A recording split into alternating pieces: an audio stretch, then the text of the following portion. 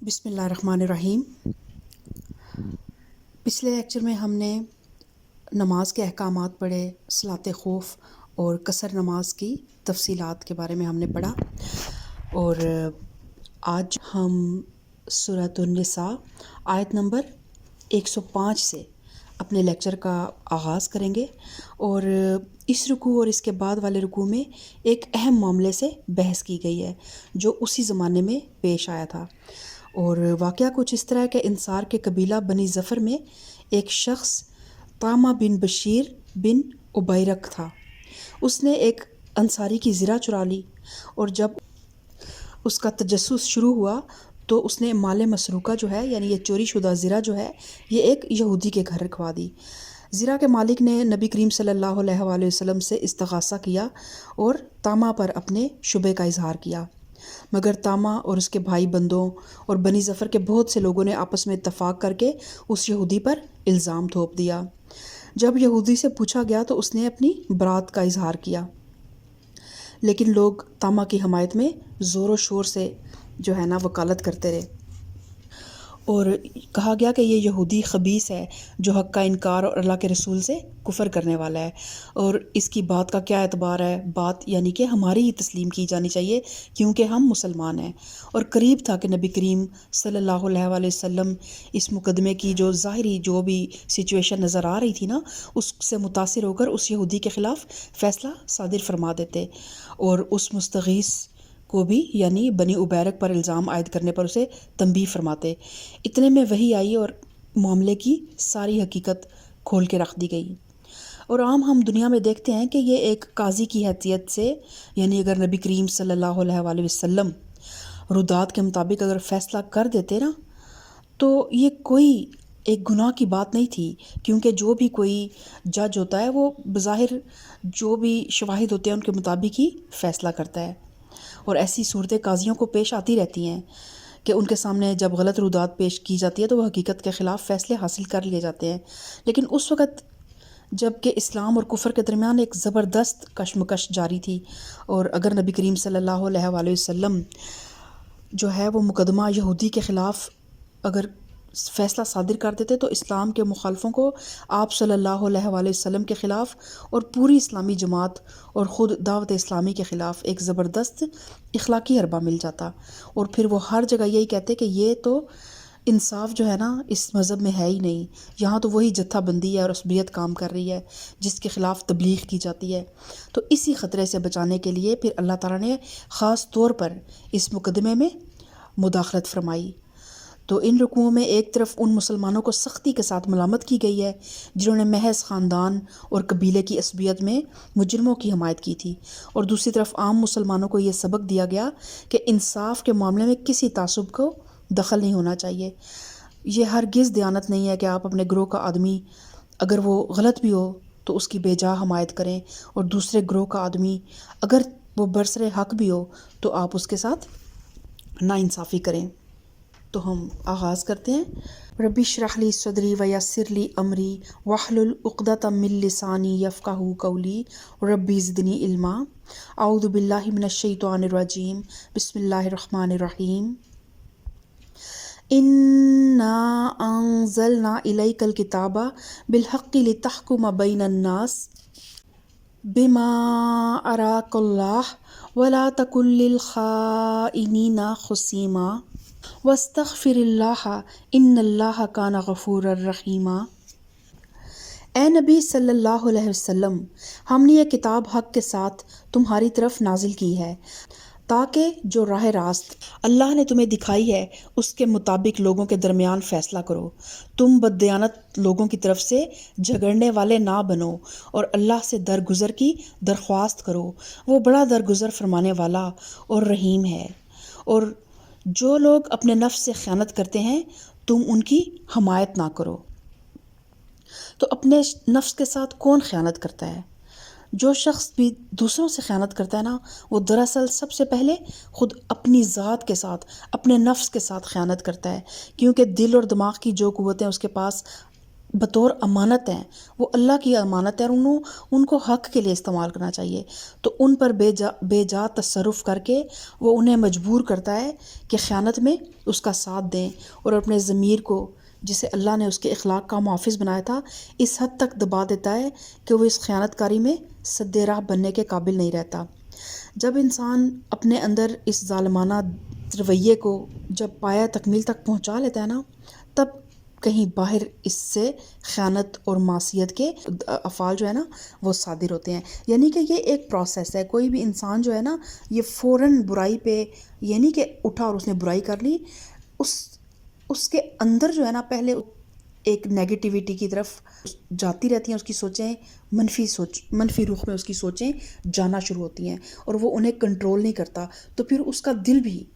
اسی ڈائریکشن میں موو کرنے لگ پڑتا ہے، پھر اس کی نیت جو ہے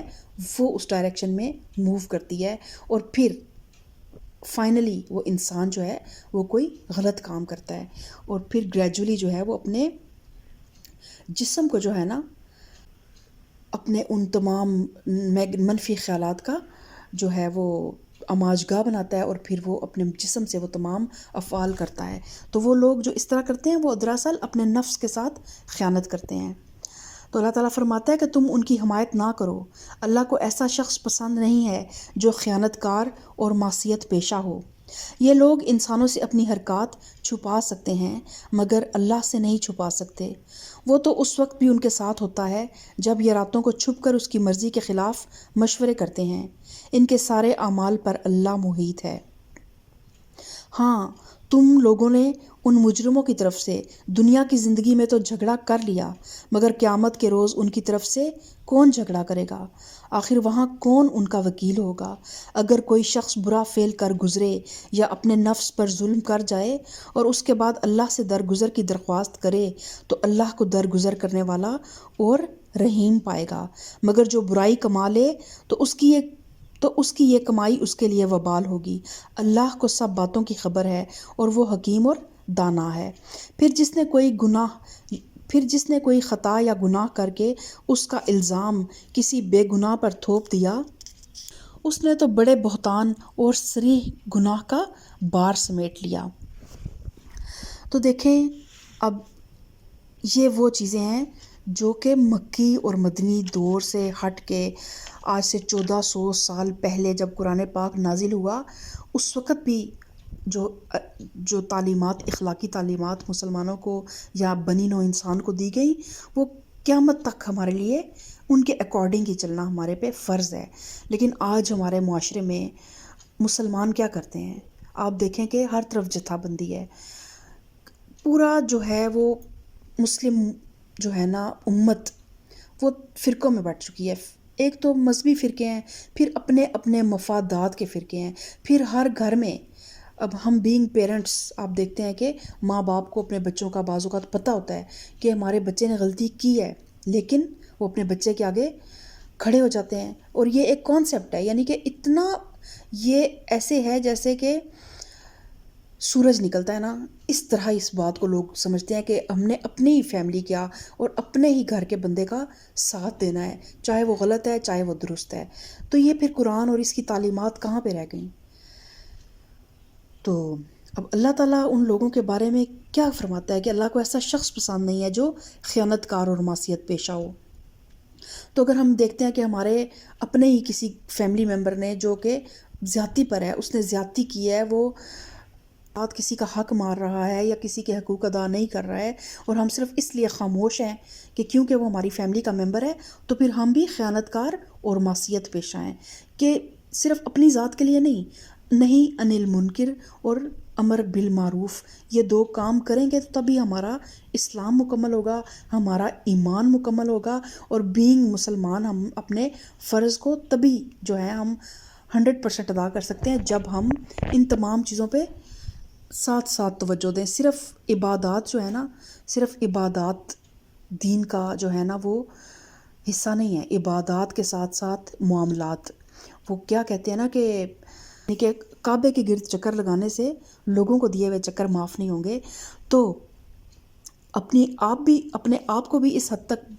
بلندی پہ لے کے جائیں، اس حد تک فیئر اپنی ڈیلنگ رکھیں اللہ کے بندوں کے ساتھ کہ آپ کسی کا حق نہ ماریں، کسی کے ساتھ کوئی خیانت نہ کریں۔ اور وہ ایک تو مادی چیزیں ہیں، کسی کی کوئی امانت آپ کے پاس رکھی ہوئی ہے، یا کسی کا کوئی پیسہ ہے، یا کسی کی کوئی آپ چلا گیا ہے گھر میں اس کی چیزیں پڑی ہوئی ہیں، تو ایک تو یہ اس ٹائپ کے معاملات میں امانت ہوتی ہے نا، اور ایک ہوتی ہے حقوق اور فرائض، یہ بھی امانتیں ہیں آپ کے ذمے۔ آپ being daughter, being wife, being mother, being sister, آپ پہ کچھ فرائض ہیں جو آپ نے ادا کرنے ہیں، اور اگر وہ آپ ادا نہیں کرتے تو پھر آپ کیا کر رہے ہیں؟ آپ خیانت کر رہے ہیں۔ اور اسی طرح مرد حضرات پہ بھی ایک بیٹے کی حیثیت سے، ایک بھائی کی حیثیت سے، ایک باپ کی حیثیت سے جو ہیں وہ، اور ایک شوہر کی حیثیت سے ذمہ داریاں اور فرائض ان پر بھی عائد ہوتے ہیں۔ تو ان تمام فرائض کو اللہ کی امانت سمجھتے ہوئے، ان کو اپنے پاس اللہ کی امانت سمجھنا ہے اور ان کو ادا کرنا ہے، تو تبھی ہم جو ہے اس دن، جس دن میزان قائم ہوگا اور یہ سب چیزیں جو ہمیں نظر آتی ہیں، کیونکہ مادی چیزیں تو ہمیں نظر آ جاتی ہیں، لیکن یہ چیزیں جن کا تعلق ظاہری دنیا سے نہیں ہے، یہ انویزیبل چیزیں ہیں، کسی کا حق دینا، کسی کی خدمت کرنا، کسی کی بیمار پرسی کرنا، کسی کی تیمارداری کرنا، کسی کی خفیہ چھپ کے خاموشی سے مدد کر دینا، کسی کا راز رکھ لینا، کسی کا پردہ رکھ لینا، کسی کا دکھ میں اس کو دلاسا دے دینا، یہ سب چیزیں بھی اس دن میزان میں تولی جائیں گی۔ تو ہمیں خود بھی ایسا نہیں ہونا چاہیے کہ ہم کسی کی حق تلفی کریں، کسی کا حق ماریں، کسی کے حقوق کو غصب کریں، اور ہمیں ان لوگوں میں بھی شامل نہیں ہونا جو باطل کا ساتھ دیتے ہیں، جو زیادتی کرنے والوں کے ساتھ ہوتے ہیں۔ ہمیشہ اپنے دل میں یہ پختہ عہد رکھیں کہ ہم نے ہمیشہ انشاءاللہ تعالی مظلوم کی سائڈ پہ کھڑے ہونا ہے، اس شخص کا ساتھ دینا ہے جو مظلوم ہو، کیونکہ نبی کریم صلی اللہ علیہ وآلہ وسلم کی جو ایک حدیث کا مفہوم کچھ اس طرح ہے کہ مظلوم کی بد دعا سے بچو، کیونکہ اس کی بد دعا اور اللہ کے درمیان کوئی پردہ نہیں ہوتا، یہ مفہوم حدیث ہے۔ تو وقتی طور پہ کچھ فائدے مل جاتے ہیں، لیکن یہ وقتی چند روزہ فائدے ہیں، تو یہ دراصل وہی ثمناً قلیلاً ہے جن کے بارے میں اللہ تعالیٰ نے کہا ہے کہ اپنی آخرت کو دنیا کے چند روزہ فائدوں کے بدلے میں تھوڑے داموں پہ بیچنا ڈالنا، اور یہ وہی ثمناً قلیلاً ہے جن کے بارے میں اللہ تعالیٰ قرآن پاک میں یہود کو یا اہل الکتاب ہی بلا کر کہتا ہے کہ تم نے کس طرح تھوڑے داموں پر میری آیتوں کو بیچ دیا۔ تو اگر آج مسلمان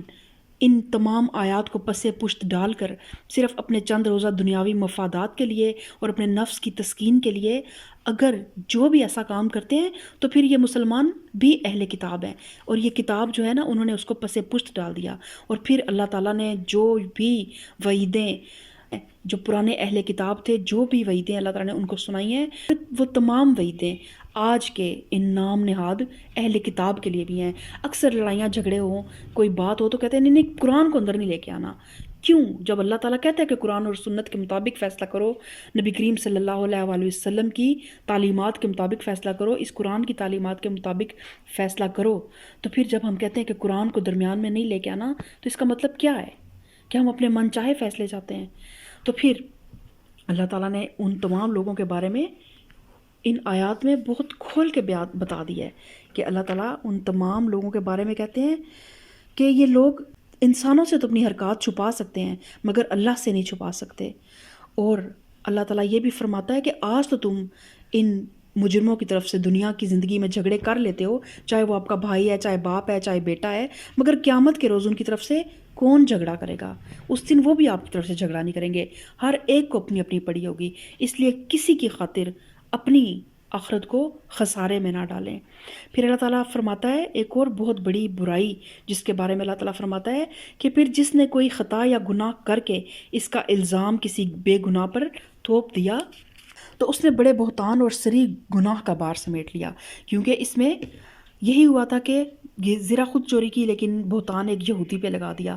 تو اللہ تعالیٰ نے یہ آیات اتاری۔ اللہ تعالیٰ سب کا رب ہے۔ آپ دیکھیں کہ وہ ایک غیر مسلم تھا، یعنی کہ سب سے بڑا اگر کوئی قوم جو ہے اللہ تعالیٰ جس کے بارے میں بہت زیادہ ناراضگی کا اظہار کرتی ہے تو وہ اسی قوم سے تعلق رکھتا تھا۔ لیکن جہاں انصاف کا معاملہ آتا ہے تو پھر اللہ تعالیٰ کا انصاف جو ہے نا، اس میں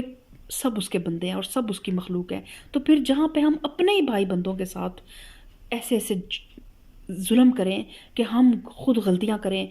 جان بوجھ کے غلطیاں کریں، ہمیں پتہ ہو، روزے روشن کی طرح یہ بات عیاں ہو ہم پہ کہ ہم غلط ہیں، لیکن ہم اپنا گناہ کسی دوسرے کے سر پہ ڈال دیں۔ ہم بعض اوقات ایسے ہوتا ہے گھروں میں اکثر جب کوئی اس ٹائپ کے معاملات ہوتے ہیں، خصوصاً کسی کو بھی بدنام کر دیا جاتا ہے، کسی بھی قسم کا کوئی معاملہ ہو تو اکثر جو ہیں وہ میاں بیوی میں بھی یہ معاملات ہو جاتے ہیں کہ ایون مرد حضرات اپنی بیویوں تک کو اپنے آپ کو بچانے کے لیے ان پہ کوئی بھی کسی قسم کا الزام دیتے ہیں، اور بیویاں بعض اوقات اپنے آپ کو کلیئر کرنے کے لیے اپنے شوہروں پہ کوئی الزام لگا دیتے ہیں۔ غیروں پہ تو ہم اگر بات کو نہ لے کے جائیں تو یہ جو ایک بنیادی اکائی ہے اس معاشرے کی، یہ رشتہ، اس رشتے میں یہ کیس کتنا عام ہے۔ تو اللہ تعالیٰ اس کے بارے میں کیا کہہ رہا ہے کہ پھر انہیں بڑے بہتان اور صریح گناہ کا بار سمیٹ لیا۔ اللہ تعالیٰ نے یہ بتانا پسند ہی نہیں کیا کہ کیا سمیٹا، یہ تو اس دن پھر اللہ تعالیٰ کھول کے بتائے گا کہ یہ تم نے سمیٹا ہے۔ تو پھر اللہ تعالیٰ فرماتا ہے وَلَوْلَا فَضْلُ اللَّهِ عَلَيْكَ وَرَحْمَتُهُ لَهَمَّتْ طَائِفَةٌ مِّنْهُمْ أَن يُضِلُّوكَ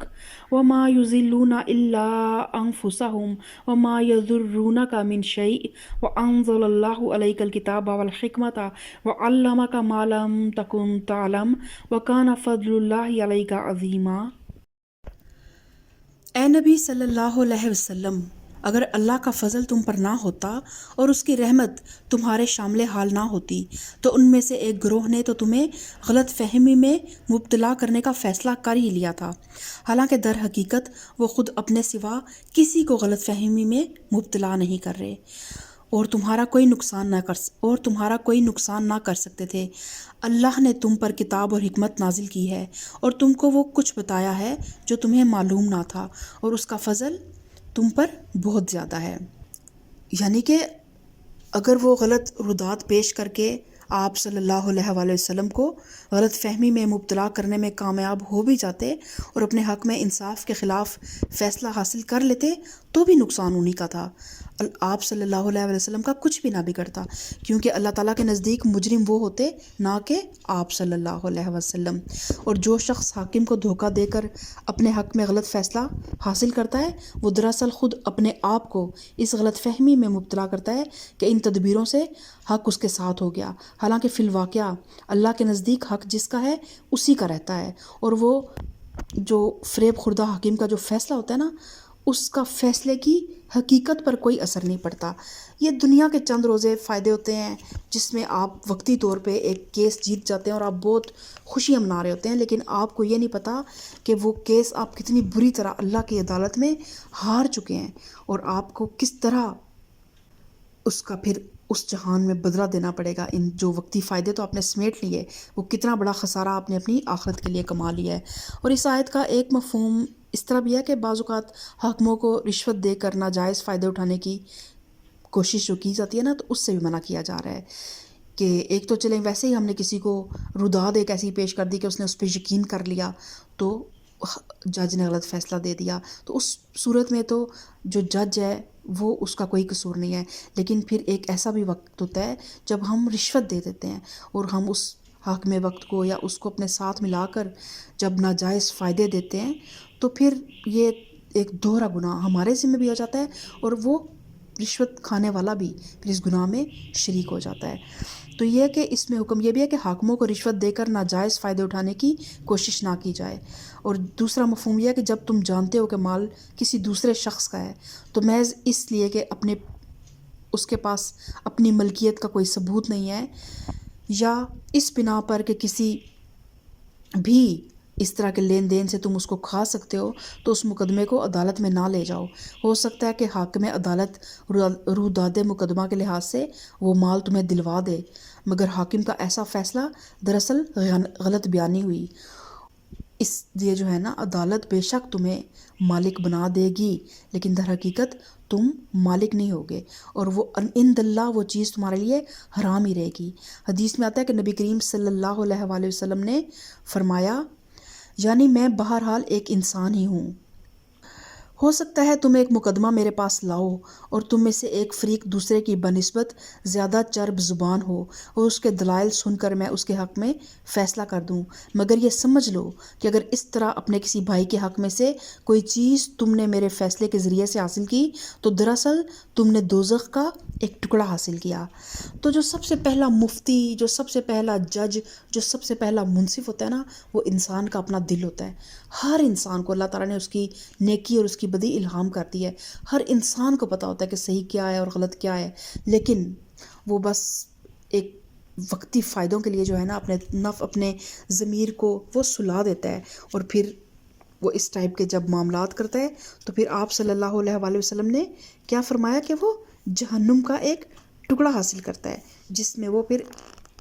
مرنے کے بعد رہائش پذیر ہوگا۔ پھر اللہ تعالیٰ فرماتا ہے، لا خیر فی کثیر من نجواہم الا من امر بصدقۃ او معروف او اصلاح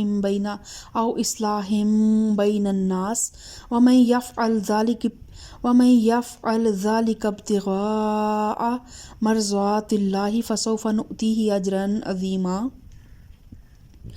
لوگوں کی خفیہ سرگوشیوں میں اکثر و بیشتر کوئی بھلائی نہیں ہوتی، ہاں اگر کوئی پوشیدہ طور پر صدقہ و خیرات کی تلقین کرے یا کسی نیک کام کے لیے یا لوگوں کے معاملات میں اصلاح کرنے کے لیے کسی سے کچھ کہے تو البتہ یہ بھلی بات ہے، اور جو کوئی اللہ کی رضا جوئی کے لیے ایسا کرے گا اسے ہم بڑا اجر عطا کریں گے۔ مگر جو شخص رسول اللہ صلی اللہ علیہ وآلہ وسلم کی مخالفت پر کمر بستہ ہو اور اہل ایمان کی روش کے سوا کسی اور روش پر چلے، درا حالے کہ اس پر راہ راست واضح ہو چکی ہو، تو اس کو ہم اسی طرف چلائیں گے جدھر وہ خود پھر گیا، اور اسے جہنم میں جھونکیں گے جو بدترین جائے قرار ہے۔ تو اس طرح کے جب مذکورہ بالا مقدمے میں وحی الہی کے بنا پر نبی کریم صلی اللہ علیہ وآلہ وسلم نے اس خائن مسلمان کے خلاف اور اس بے گناہ یہودی کے حق میں فیصلہ صادر فرما دیا، تو اس منافق پر جاہلیت کا اس قدر سخت دورہ پڑا کہ وہ مدینے سے نکل کر اسلام اور نبی کریم صلی اللہ علیہ وآلہ وسلم کے دشمنوں کے پاس مکہ چلا گیا اور کھلم کھلا مخالفت پر آمادہ ہو گیا۔ اس آیت میں اس کی اسی حرکت کی طرف اشارہ کیا گیا ہے کہ اللہ تعالیٰ کیا فرما رہا ہے کہ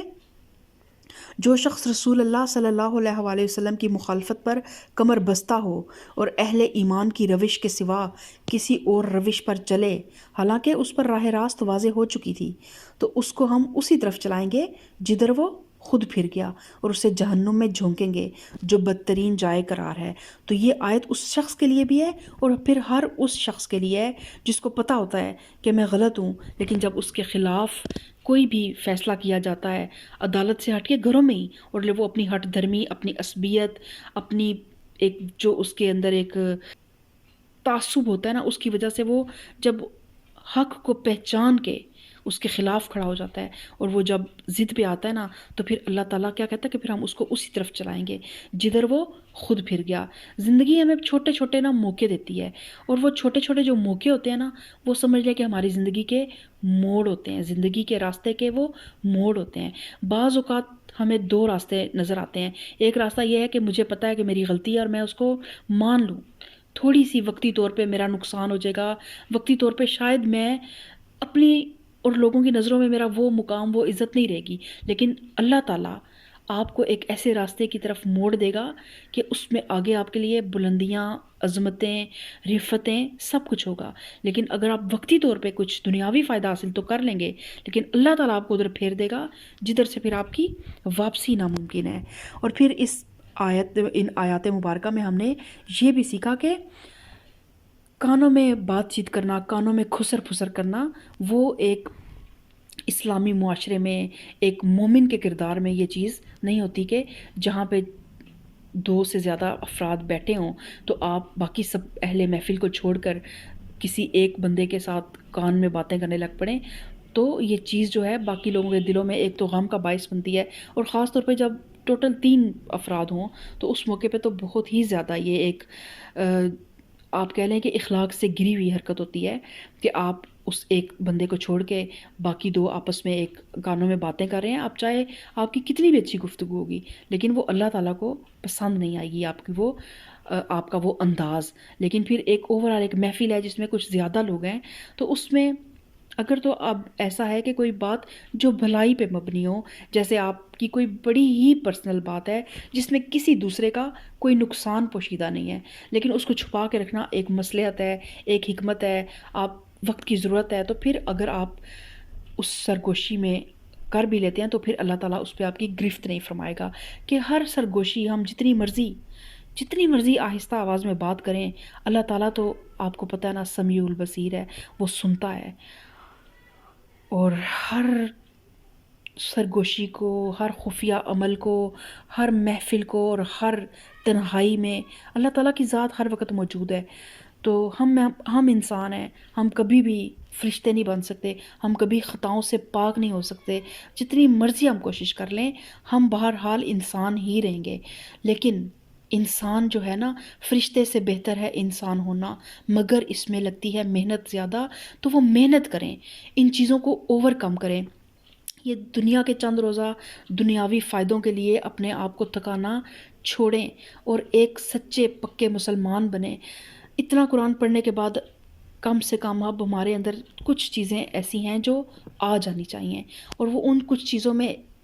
4-5 بڑی بڑی چیزیں عبادات کے علاوہ اخلاقیات کی اگر میں بات کر رہی ہوں. عبادات تو ہم پہ فرض ہیں، وہ تو ہم نے کرنی ہے، لیکن اخلاقیات میں ہمیں کم سے کم ہمارے کردار میں، ہمارے اخلاق میں منافقت نہیں ہونی چاہیے. جب ہمارے اخلاق سے، ہماری شخصیت سے منافقت نکل جائے گی نا، تو 80% ہمارے اخلاق خود بخود سنور جائیں گے. اور پھر جھوٹ برائے جھوٹ، بلا ضرورت جھوٹ، یہ چیز جب ہمارے اخلاق سے نکل جائے گی تو ہماری سمجھ لیں کہ بہت سارا جو ہے نا معاملہ وہ بہتری کی طرف چلا جائے گا. اور تیسری چیز یہ ہے کہ لوگوں کو جج کرنا چھوڑ دیں. اگر کوئی بندہ آپ کو لگتا ہے کہ اس نے آپ سے غلط بیانی کی ہے، یا وہ 2 بندے آپس میں بات کر ہی رہے ہیں کان میں، تو آپ ایک اچھا گمان رکھیں. اور لوگوں کو تانکنا، لوگوں کو جج کرنا، لوگوں کی سن گن لینا اور لوگوں سے بلا وجہ بدگمان ہونا، یہ شیطان آپ کے دلوں میں چیزیں ڈال رہا ہوتا ہے. تو اچھا گمان رکھیں، اچھی امید رکھیں. تو اچھے گمان سے اللہ تعالیٰ فرماتا ہے کہ تم اپنے بارے میں، اللہ تعالیٰ کہتا ہے کہ میں اپنے بندے کے گمان کے مطابق ہوں. اور میں نے اپنی زندگی میں یہ چیز دیکھی ہے کہ ہر انسان جو ہے نا ہمارے گمان کے مطابق ہوتا ہے. جب ہم کسی انسان کے، اچھے انسان کو بھی جب ہر وقت اس کے بارے میں برا گمان کرتے ہیں نا، آپ یقین مانیں وہ برا ہو جاتا ہے. لیکن جب ہم کسی ایک اتنا بظاہر وہ اچھا انسان نہیں ہوتا لیکن ہم اسے ایک انسان سمجھتے ہیں کہ وہ بہرحال اس کی ہم اچھائیوں پہ نظر رکھتے ہیں، اس کی خوبیوں پہ نظر رکھتے ہیں، کبھی اس کو تھوڑا بہت اپریشیٹ کرتے ہیں، تو آپ یقین مانیں کہ پھر وہ برا انسان بھی ایک اچھائی کے سفر پہ چل پڑتا ہے. وہ کیا ہے کہ مکھی ہے نا، مکھی، اس کی 86 آنکھیں ہیں لیکن وہ بیٹھتی صرف گند کے اوپر ہے. تو لوگوں کی چھوٹی چھوٹی غلطیاں، چھوٹی چھوٹی خطائیں، آپ کو نہیں پتہ ہوتا کہ بعض اوقات کسی انسان نے جو بھی آپ سے کوئی ایسی بات تھی جو اس نے چھپائی یا آپ کو نہیں بتائی، تو ایک تو آپ یہ سمجھنا کہ ہر بات آپ کو بتائی جائے یہ ضروری نہیں ہے. ہر انسان کی ایک پرائیویسی ہے، اور اگر اس نے کچھ چھپا لیا یا کچھ اس نے بات کو موقع کی مناسبت سے اس طرح سے نہ بیان کیا جس طرح وہ تھی، کہ میں بھی اس طرح بیان کرنے سے فساد بڑھنے کا اندیشہ ہو یا میں بھی کسی کی دل آزاری ہونے کا اندیشہ ہو، تو پھر اس انسان کی انٹینشن کو جو ہے نا اس پہ اچھا گمان رکھیں کہ اس کی نیت اچھی تھی. کیونکہ ہم آج جو ہے نا مسلمان، ہمارا بالکل ساتھ ہمسایہ ملک ہے، ان کا کوئی اللہ نہیں ہے، ان کے کوئی دین نہیں ہے، لیکن اس کے باوجود ان کی کوئی ایک کتاب نہیں ہے، ان کا کوئی ایک نبی نہیں ہے، لیکن اس کے باوجود وہ ایک ہے. اور ہمارا اللہ بھی ایک ہے، ہمارا قرآن بھی ایک ہے، ہمارا نبی بھی ایک ہے، ہمارا دین بھی ایک ہے. لیکن اس کے باوجود ہم ہر طرح سے بکھرے ہوئے ہیں، ہر طرح سے منتشر ہیں، دینی لحاظ سے بھی منتشر ہیں، دنیاوی لحاظ سے بھی منتشر ہیں۔ رشتوں میں ہم ایک دوسرے کے ساتھ مخلص نہیں ہیں، رشتوں میں ہم صرف ایک دوسرے کو for the time pass use کرتے ہیں۔ مطلب ایک کوئی کسی کے ساتھ بھی ہمارا ایک جو ہوتا ہے نا اخلاص والا تعلق وہ ڈیولپ نہیں ہوتا۔ لیکچر کچھ اور تھا اور باتیں کچھ اور طرح سے کسی اور ڈائریکشن میں جا رہی ہیں، لیکن آپ یقین مانیں کہ اگر میں اپنی ان ساری چیزوں کو جو میں آبزرو کرتی ہوں اپنے ارد گرد اپنے لوگوں میں، تو آپ یقین مانیں کہ یہ لیکچر شاید پتہ نہیں کتنے گھنٹوں پہ محیط ہو جائے۔ تو قرآن کو جب پڑھا کریں تو اپنا احتساب کیا کریں، قرآن کو جب پڑھا کریں تو یہ سمجھیں کہ یہ قرآن جو ہے نا یہ ایک ایسا میں اس کے بارے میں کیا لفظ استعمال کروں کہ یہ ایک ایسا معجزہ ہے کہ آپ کو اندر سے نا بالکل کھنگال دے گا، لیکن تب کھنگالے گا جب آپ اپنے اندر جھانکیں گے کہ میرے اندر یہ چیز تو نہیں پائی جاتی۔ تو آج کے لیکچر میں جو آپ نے پڑھا آپ پلیز اس کو اپنے دل پہ اس کو رکھیں اور دیکھیں کہ کیا میں جب مجھے پتہ ہوتا ہے کہ میں غلط ہوں تب بھی میں اپنی غلطی پہ ڈٹ جاتی ہوں، یا جب مجھے پتہ ہوتا ہے کہ میرے بچے یا میرے بھائی یا میری بہن کا قصور ہے یا میری بیٹی کا قصور ہے تب بھی میں اس کی پشت پناہی کر رہی ہوتی ہوں۔ تو یہ چھوٹی چھوٹی گیسچرز، یہ چھوٹے چھوٹے گیسچرز ہیں، یہ چھوٹے چھوٹے ہمارے لگائے ہوئے پودے ہیں جنہوں نے کل ہمارے تناور درخت بننا ہے، اور پھر ہماری نیتوں کے مطابق ان پہ پھل لگنے ہیں، پھل بھی لگ سکتے ہیں اور ببول کے کانٹے بھی اگ سکتے ہیں۔ تو اس لیے اچھا بوئیں اور اچھا کاٹیں۔ اللہ تعالیٰ ہم سب کو صراط مستقیم پہ چلنے کی توفیق عطا فرمائے، آمین۔ سبحان ربک رب العزت عما یصفون وسلام علی المرسلین والحمد للہ رب العالمین۔